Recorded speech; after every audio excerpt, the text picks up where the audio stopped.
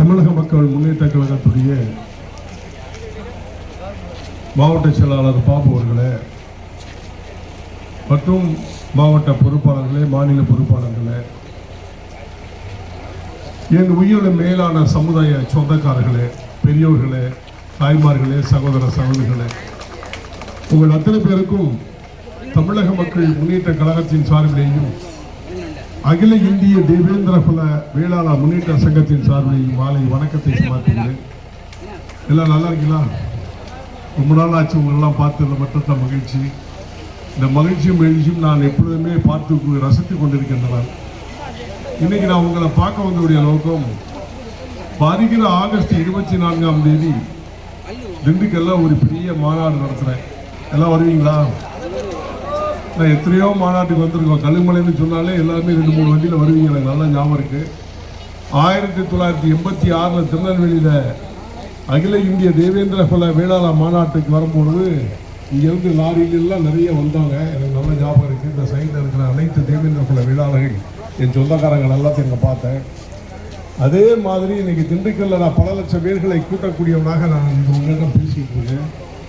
ஏன் அப்படி சொல்லணும்னு சொன்னால், நம்முடைய மக்கள் நீண்ட ஆண்டுகளாக பட்டியலினத்தில் இருந்து நம்மளை கொடுமைப்படுத்தி கொண்டிருக்கிறார்கள். அது வந்து வெளியில் போகணுமா வேண்டாமா?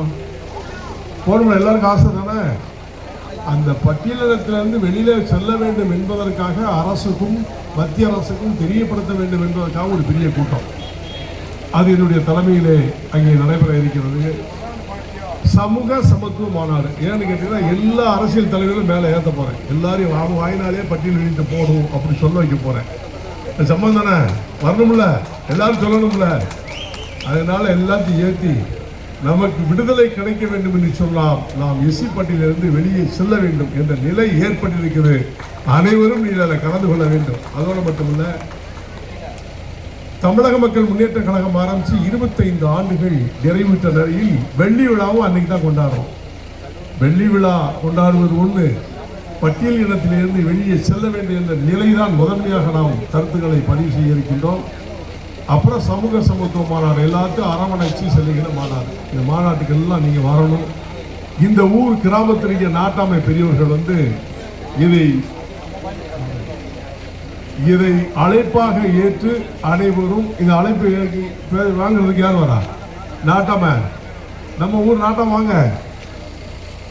ஊருக்கு தலை சிறந்தது நாட்டாம தானே, இல்லையா? ஆமாவா இல்லையா? அம்மா நாட்டாம சொன்னா மாற்றம் இருக்காது. நம்ம நாட்டாமைக்கிட்ட இந்த பத்திரிகையை அழைப்புதலை நான் கொடுக்கிறேன்.